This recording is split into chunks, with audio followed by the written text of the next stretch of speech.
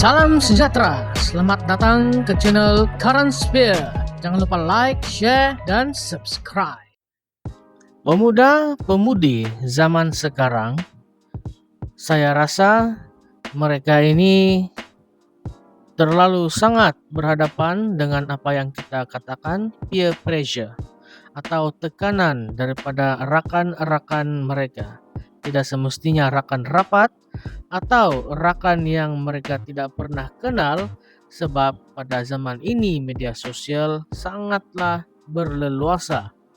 Oleh itu, mereka akan nampak sahaja pemuda-pemudi generasi yang sama dengan mereka di luar sana yang berkemampuan, dan mereka juga ingin turut menjadi seperti itu.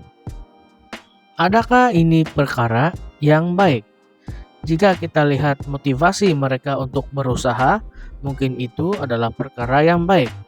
Tetapi di mana ada perkara yang baik, di situ juga akan terselit perkara yang tidak baik. Seperti tekanan, peer pressure.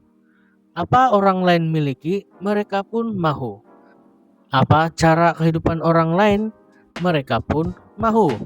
Walaupun tak mampu, tetapi kepuasan diri atau kepuasan ego mereka itu mereka ingin cukupkan, atau mereka ingin memenuhi kemahuan yang mereka nampak di media-media sosial, tidak kira TikTok atau Facebook atau Instagram.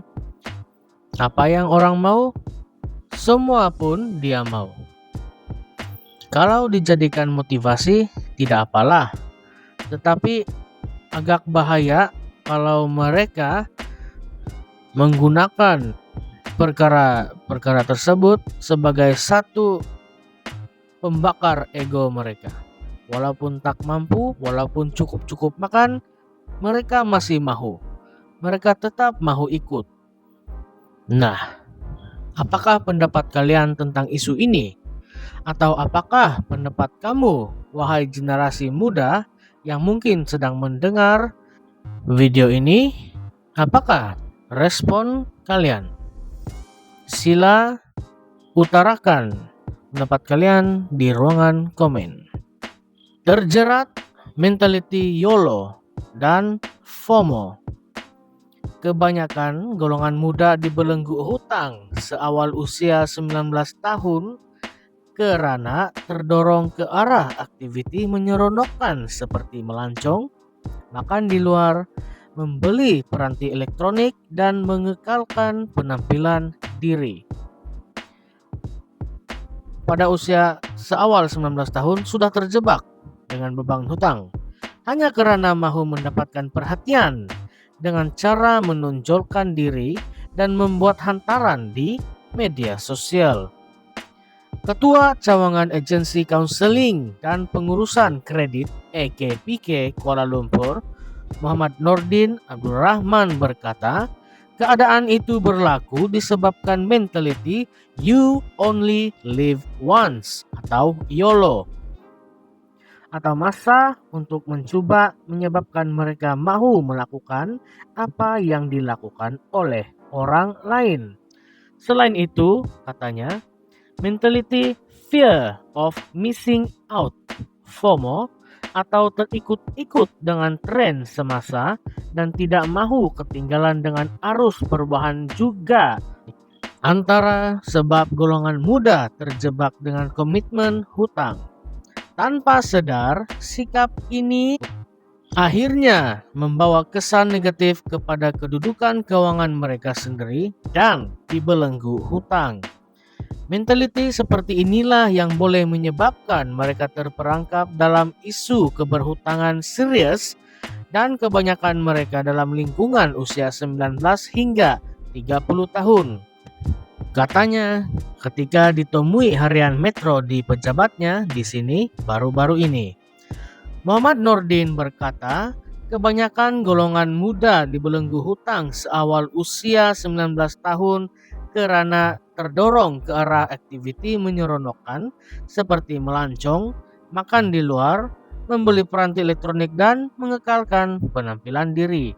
Menurutnya, ia berdasarkan dapatan kajian oleh Financial Education Wellness Research Committee (FEWRC) EKPK dalam mengukur dan menganalisa tingkah laku berbelanja dalam kalangan pengguna Malaysia pada tahun 2023. Katanya, sejak ditubuhkan pada 2006 sehingga April lalu, pihaknya memberikan khidmat nasihat keuangan kepada pelanggan berusia 30 hingga 40 tahun yang mencatatkan peratusan tertinggi dibantu, yaitu sebanyak 43% melalui program pengurusan kredit PPK.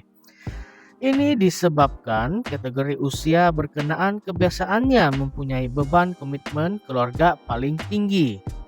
Di fasa inilah mereka kebiasaannya sudah berumah tangga, mempunyai anak seorang dua, dan memerlukan aset keperluan seperti kereta yang selesa, membeli rumah, mendapat kemudahan kad kredit lebih tinggi, dan sebagainya.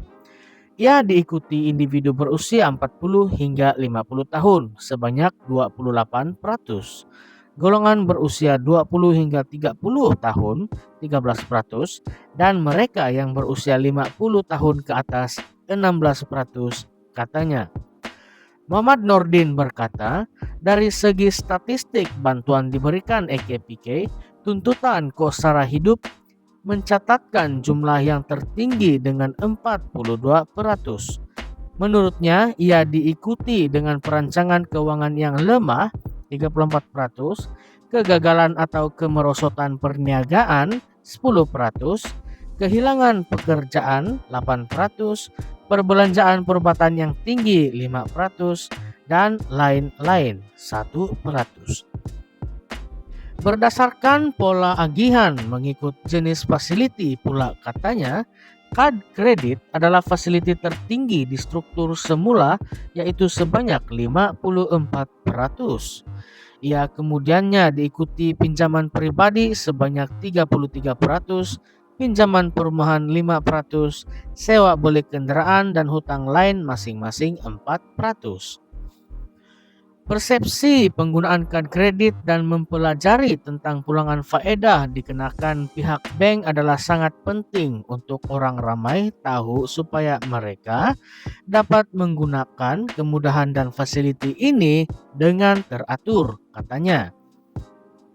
Dalam pada itu, katanya, individu yang hadir ke PPK adalah atas dasar kerelaan sendiri karena mempunyai masalah dan perlu mendapatkan penyelesaian. Mereka mungkin mendapat maklumat daripada pihak bank atau melalui notis peringatan bank yang dihantar, karena setiap notis dikeluarkan oleh pihak perbankan akan ada satu pemberitahuan tentang perkhidmatan EKPK. Ada juga tahap selepas sudah terhantuk baru datang ke EKPK. Contohnya, sudah dapat notis rumah nak kena lelong, katanya. Beliau turut menasihatkan orang ramai untuk tidak berdiam diri, suka bertangguh, atau coba mengambil langkah mudah untuk lari daripada masalah.